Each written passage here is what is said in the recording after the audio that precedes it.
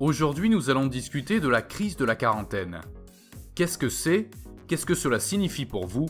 Et quelles sont les 7 choses que vous devriez savoir à ce sujet? Quelle est la probabilité que vous soyez touché par la crise de la quarantaine? Elle survient généralement entre 45 et 65 ans et peut durer de 3 à 10 ans pour les hommes et de 2 à 5 ans pour les femmes. Elle peut être causée par le vieillissement lui-même ou en conjonction avec d'autres changements, problèmes ou regrets. Un sondage réalisé par les éditions Tissot indique que 56% des employés considèrent la quarantaine comme le moment où ils devraient être au sommet de leur carrière.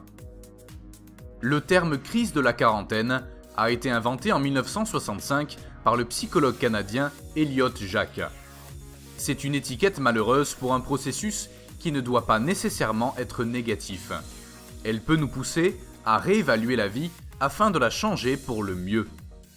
Transition semble donc être un meilleur mot.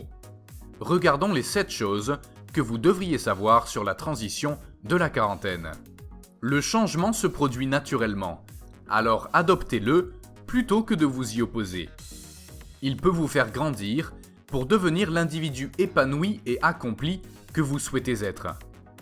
Les changements de personnalité peuvent modifier votre vision de la vie et votre carrière. Dans un sondage réalisé par les éditions Tissot, 77% des employés ont déclaré que leur relation au travail a changé lorsqu'ils ont atteint 40 ans. Les changements de la quarantaine vont au-delà de l'esprit. Votre corps subit une transition impliquant des changements hormonaux et des changements physiques. Pour soutenir cela, trouvez de nouvelles pratiques physiques et une façon de nourrir votre corps, par exemple à travers la nourriture saine et le sport. Des études montrent que les personnes qui ont la quarantaine et la cinquantaine développent des maladies liées à l'âge plus tard si elles sont en forme. Utilisez la quarantaine pour expérimenter. Qu'est-ce qui vous apporte vraiment satisfaction et vous permet de sortir du lit le matin? Expérimentez avec vos passions et vos talents. Essayez la peinture, la randonnée, l'exercice, tout ce qui vous fait vous sentir bien.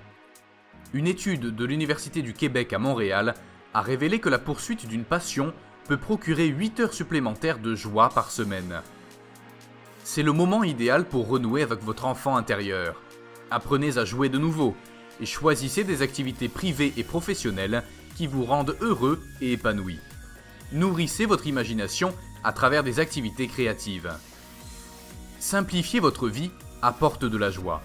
Peut-être que vous voulez passer plus de temps avec vos enfants plutôt que de rester au bureau. Ou vous vous rendez compte que vous passez trop de temps dans la circulation sur le chemin du travail. Vous n'êtes pas seul. 33% des Belges ayant des enfants aimeraient travailler plus près de chez eux afin de passer plus de temps avec leur famille. Les relations changent avec le temps. Lorsque nous changeons, les gens autour de nous peuvent rester les mêmes ou évoluer dans une direction différente. Cela vaut pour les relations privées et professionnelles. La recherche montre qu'au moins 75% des raisons pour lesquelles les gens quittent leur emploi sont liées à leur manager. La société ne rend pas le changement facile. Les gens sont habitués aux choses d'une certaine manière, alors le changement peut heurter votre famille et vos amis. Cela peut aussi affecter votre travail. Il est important de trouver une solution qui convienne à tout le monde, mais ne vous privez pas dans votre quête d'une meilleure qualité de vie. La transition de la quarantaine affecte à la fois le corps et l'esprit. En vieillissant, nous privilégions la qualité plutôt que la quantité de biens et d'activités dans notre vie. Nous pouvons utiliser ce processus naturel pour transformer notre vie et trouver l'accomplissement que nous désirons et méritons.